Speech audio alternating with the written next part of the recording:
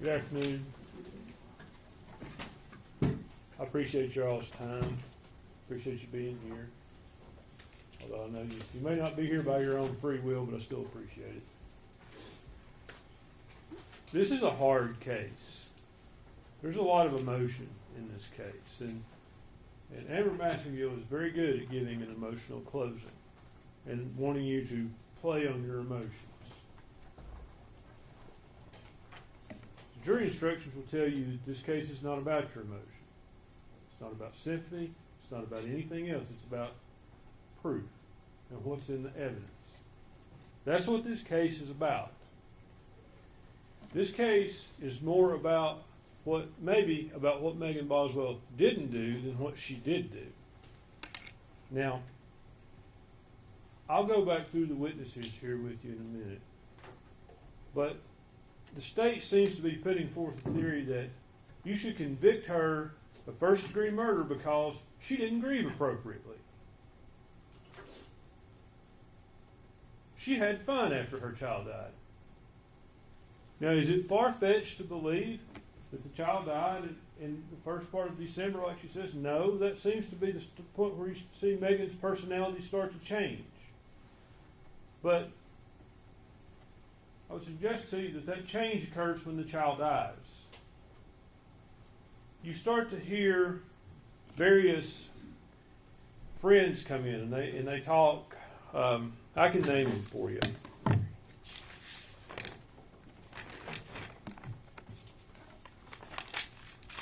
Let's talk about Casey Saltz. She worked at Megan's pediatrician. And she was also, technically, would have been Megan's foster sister, I guess. She was the daughter of Megan's foster mother. And she talked about Megan being a good mother. She acknowledged that. She witnessed that. Megan brought her to the doctor. You have an exhibit in the records. It's item 67. It came in through the pediatrician. Read that page for page. It demonstrates that Megan was a good mother to Evelyn. She took her to the doctor for well checks. She took her to the doctor when she was sick. She got medicine for her. She did what she should do. And then she misses that appointment in December. And that's when this starts. And I would submit to you, when all of this really starts, the child is dead. Now, we hear from other witnesses. We hear from Paul Miller. That is Ethan Perry's grandfather. He had no reason to believe that she wasn't a good mother. Seemed like she liked being a mom. Saw no signs of abuse or neglect. We heard from Audrey Gibbs.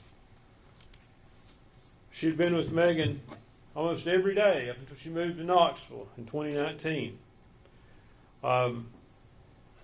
She describes Megan as a good mom. There are a few things. There was once where she thought her diaper needed to be changed, and once where they neglected to buckle the car seat. But those are mistakes. That's not child neglect. That's not child abuse. Those are mistakes.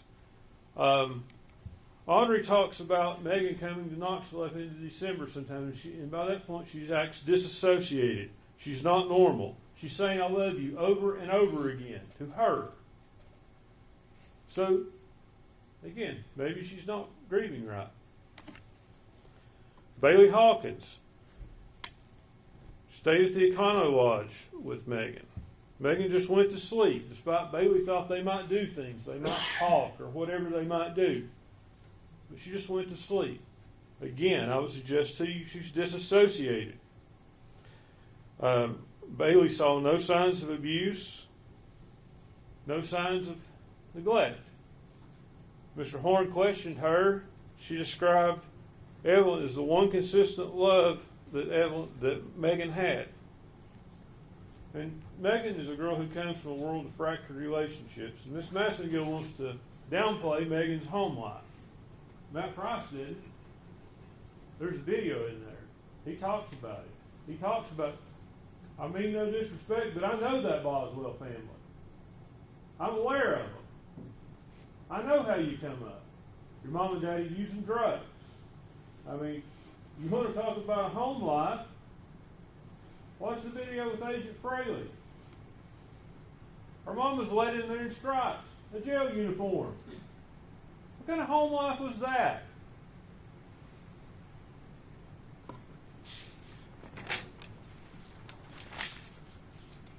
Then we get to Caitlin Jones Carter, whom you can make what you want of her testimony. Her body language tells me she's no longer Megan's friend.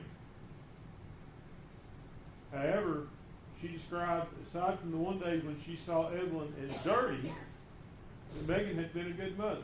No signs of abuse, no signs of neglect. She said she saw Evelyn sometime in December. She tried to tie it to her school, but she really couldn't give us a specific date. So I think the best you can say is that it's sometime in December.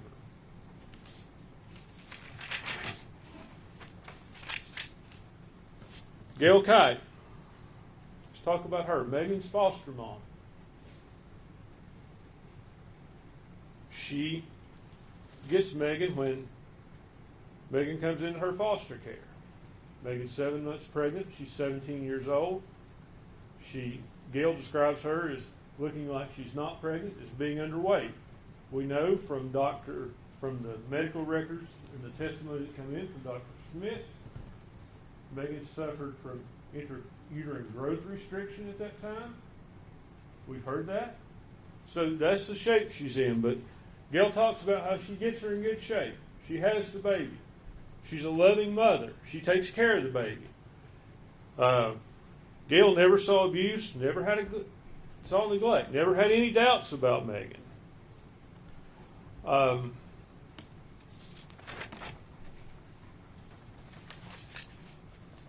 Erica Stacy, and that's the mother of Megan's ex-boyfriend, and I think his name is, I can't remember his name obviously, but it's the mother of his ex-boyfriend. She described Megan as a good mother. Evelyn was always clean. And I'll point something out to you. The state wants you to believe that Megan just meets Hunter Wood and throws this child away for him. She didn't do that for, I think it's Caleb Stacy. She didn't do that for Caleb. There were other boyfriends. Now there's talk about, a lot of talk about Ethan Perry thinking he was the father. Well, the proof you've actually seen is they go about as Ethan is the father. And there's been no proof that Megan knew that he wasn't the father at that point. I'm not trying to, it just happens that sometimes people may think one person's the father and they're not. But calling him out of anything or anything else. Like, it's not like this didn't start early on that she thought Ethan was the father. She obviously thought a lot of Ethan. She drove to Texas, took Evelyn to see him. Now, he did say one thing that kind of struck me a little odd. He acted as though she just showed up in Texas. I suspect, and he finally admitted on cross-examination, that he told her where he was in Texas. You just don't hop in the car and drive to Texas and say, I'll drive around El Paso till I see his car in the parking lot and pull in. That's not what happened. I think he kind of wanted you to think that, but that's not what happened. Let's talk about Randy Wood. Randy Wood is the father of Hunter Wood. The state called him. The state is the one who elicited the information about Hunter Wood being hospitalized.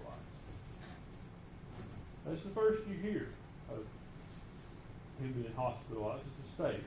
Now, Ms. Massengill wants you to think I have some grand conspiracy theory. I don't. I do have a statement from Megan Boswell when she talks to Agent Fraley about what happened in this case. She says, Hunter was there when Evelyn died. I wrapped her up and I swaddled her. I held her. She kept getting colder as the day went on. I didn't want her to get cold. Hunter took her and he got rid of her. Now, they want you to believe that that's just impossible.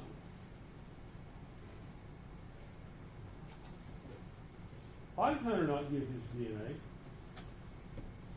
Ask yourself that.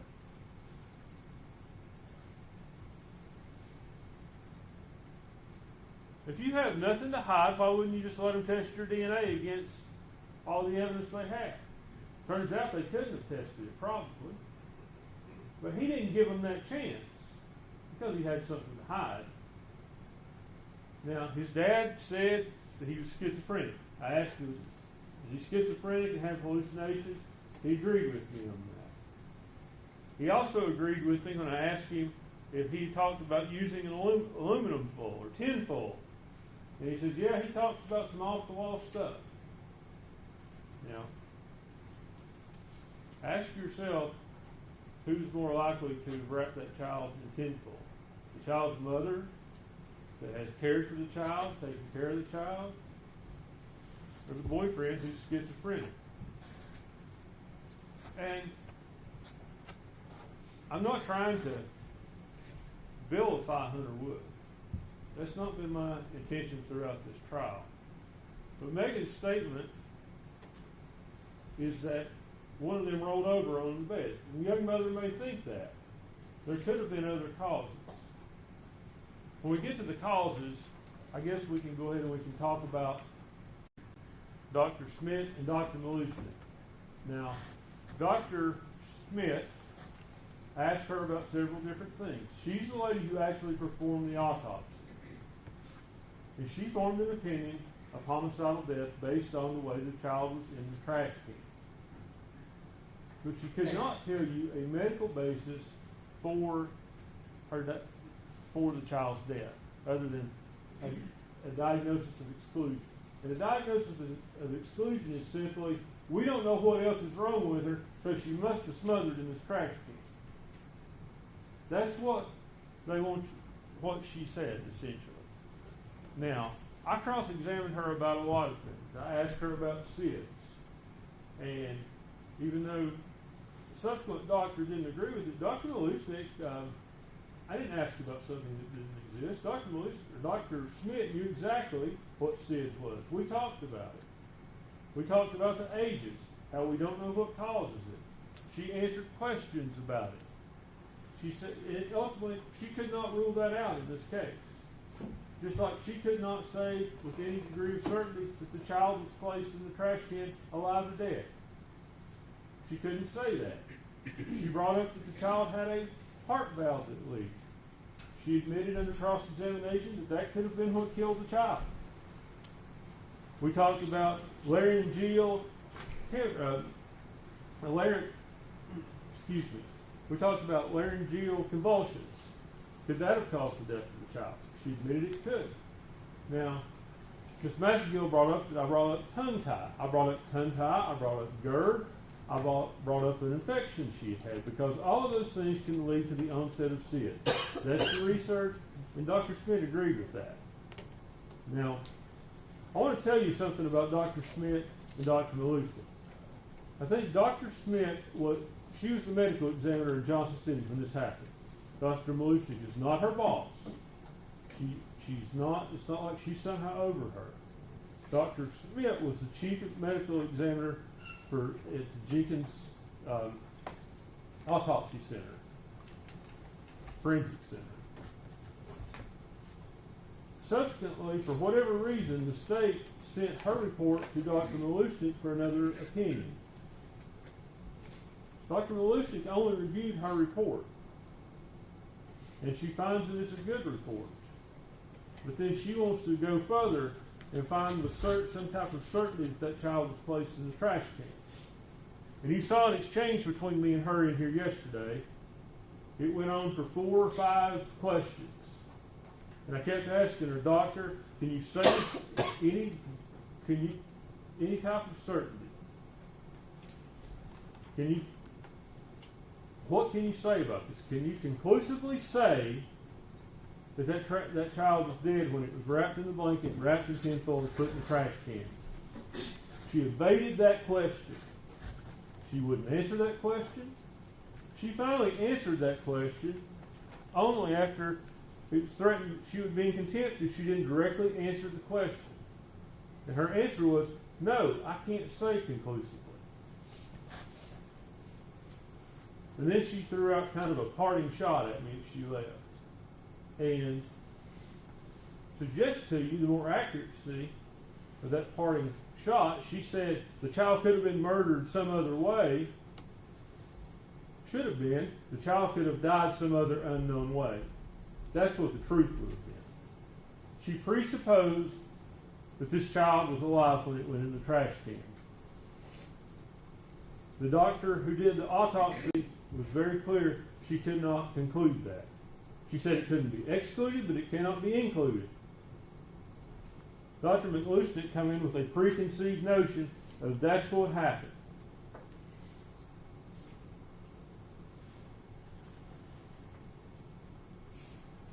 Now, the state has to prove to you cause of death in this case. They have to prove that child was unlawfully killed. They have to prove this wasn't an accident. The proof from Dr. Schmidt leaves open a heart, it leaves open SIDS, laryngeal convulsion, it leaves open all of those things. We don't know what happened. And it also left open a rollover, which is what Megan told Agent Fraley. And now, would Megan know for sure that that's what happened? Maybe not. You wake up and you find your baby dead in bed. Could you not come to the reasonable conclusion one of us must have rolled over on it? She's 17 years old. She's not sophisticated. She's had a hard life. She's scared that she's going to get in trouble. Hunter Wood's scared that he's going to get in trouble. And that's why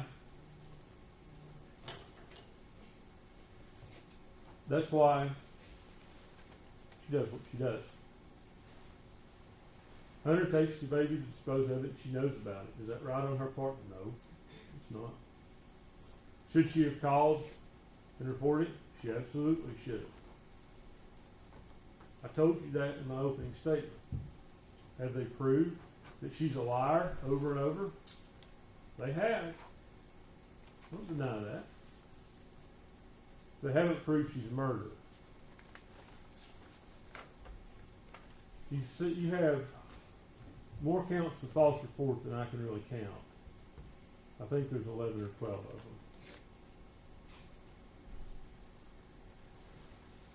Almost every time she's talking to law enforcement, you're considering a count of false report.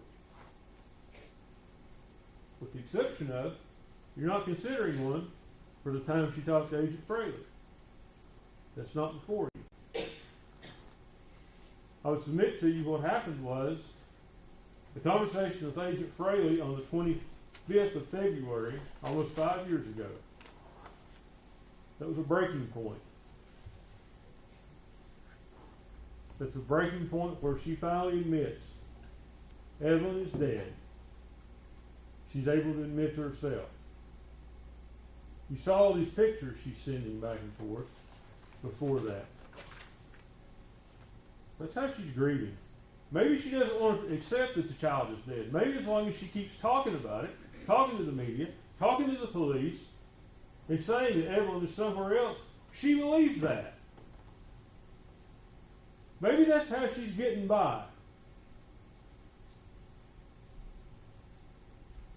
You can't judge someone for how they grieve. You don't know what goes through their head. You don't know what they were raised with. I've never lost a child. I hope none of you ever have. But how am I to tell someone when they lose their child how they grieve? How am I to do that? Amber can tell you that. Oh, she shouldn't have went here. She shouldn't have did that. How does she know that? She's not in Megan's shoes. She's not out there living in that single wide trailer. That's not her life. She's not been raised by drug addict parents, a dad that beats on her mom constantly, and seen that growing up. She's not seen that. She can't put herself in her shoes. It's not fair to say she murdered her child because she didn't grieve right. I resent it. You should too. You should look to the evidence in this case. Do they prove a cause of death? That's the stopping point on the homicide counts. They can't do it. They brought two medical examiners in here who contradicted each other. The first one at least had read her medical records. The second one talks about how she is perfectly a healthy child. She ignored everything in her medical records. She didn't talk about it. It was obvious to me. Should have been obvious to you. She hadn't read them. She didn't care. It was her job to come here and convict Megan Boswell of murder. If you don't believe that, why would she leave here and say, well, she must have been murdered some other way? She was a biased witness, and she wasn't a credible witness.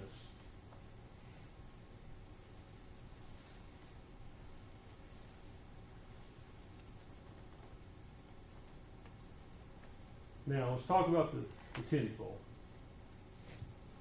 How can her one fingerprint be on a piece of tinfoil?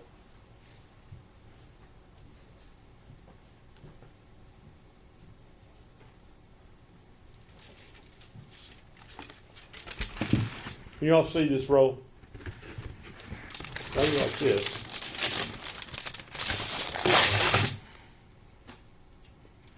Okay, my fingerprint's on this roll. I've taken this one. The next person who gets this is going to get a piece of tinfoil with my fingerprint. That's a possible way.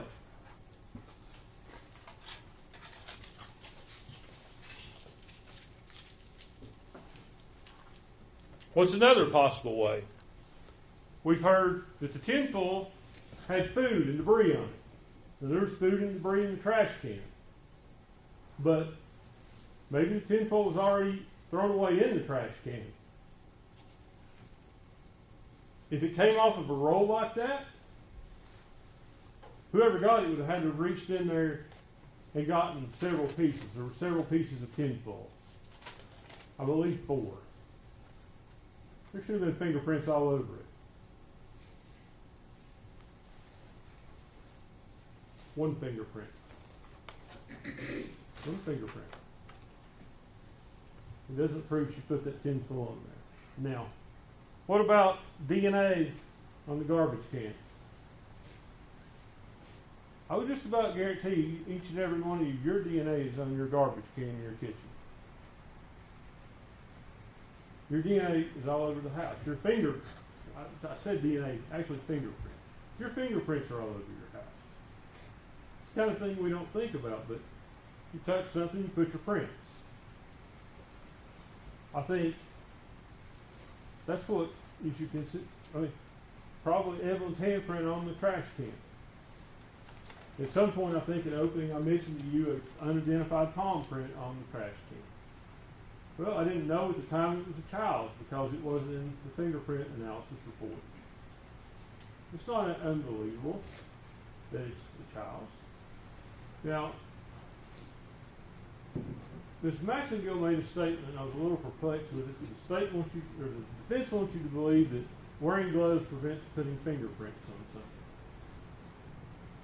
You heard the fingerprint experts say they can. I think we all know that from our common sense stuff.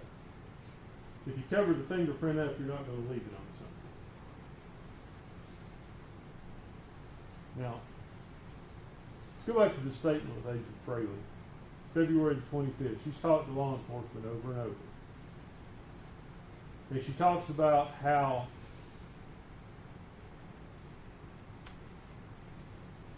she breaks down.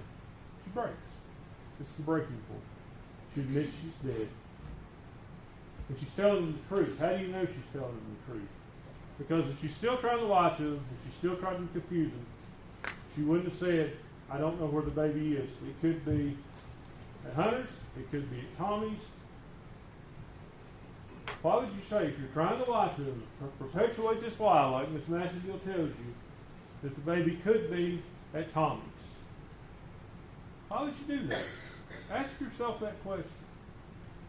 She's telling them where the baby is. She thinks, I think it could have been left one of these two places. Says, I want to find it. And you'll have that video. You can watch it as many times as you want to. I hope you will watch it again. You hear Agent Fraley talk about how he'll go to the DA. She's a scared young mother. He understands that. Now,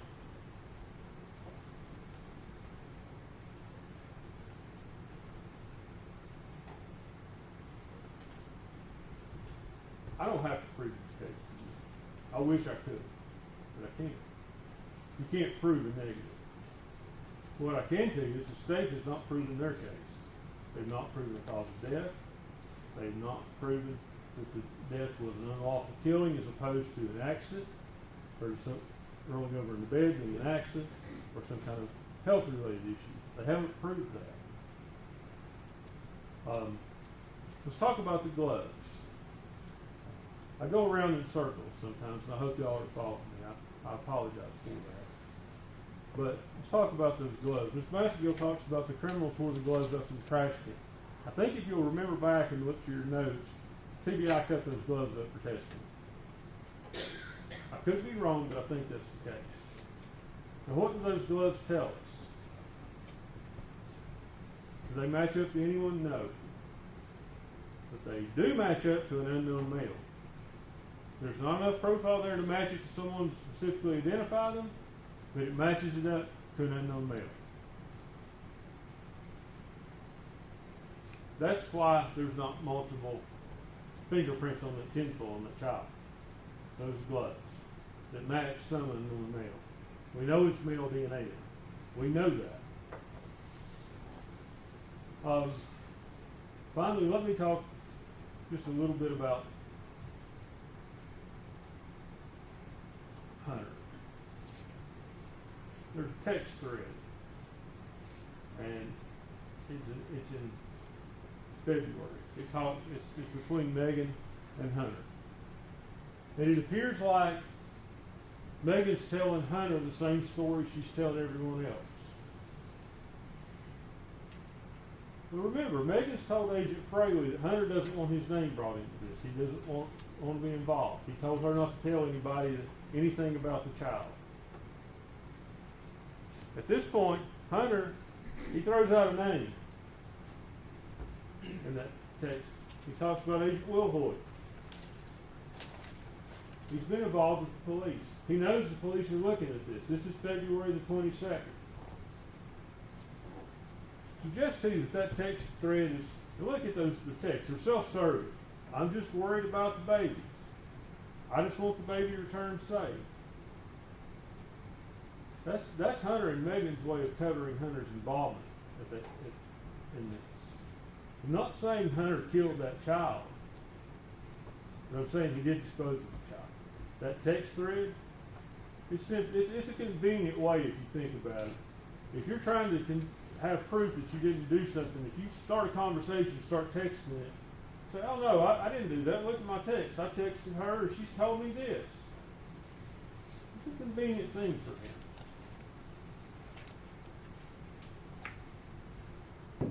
But he didn't give his DNA. We know that. His dad talks about he went crazy because he was called a baby killer. Maybe he went crazy because of his participation in disposing of that body. We don't know. Everybody seems to agree he has went crazy. You saw a document admitted this morning. That's where he's being held out of court over in Virginia to be evaluated to see where he's competent for some crime he's committed. He's up at Marion right now to be evaluated. That's what we know.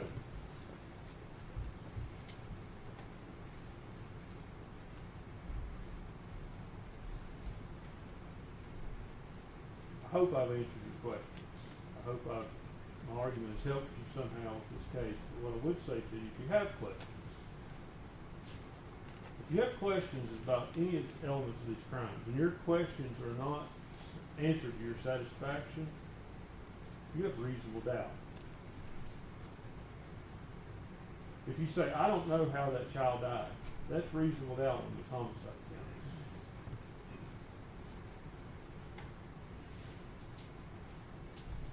I don't think I have much more to say to you. I go to a Baptist church and I hate long sermons, and I'm used to it. I think I've been up here for about a half an hour, but I think I pray you'll come to the right decision. Thank you. Thank you, Mr. Scott. General, you may close on behalf of the state.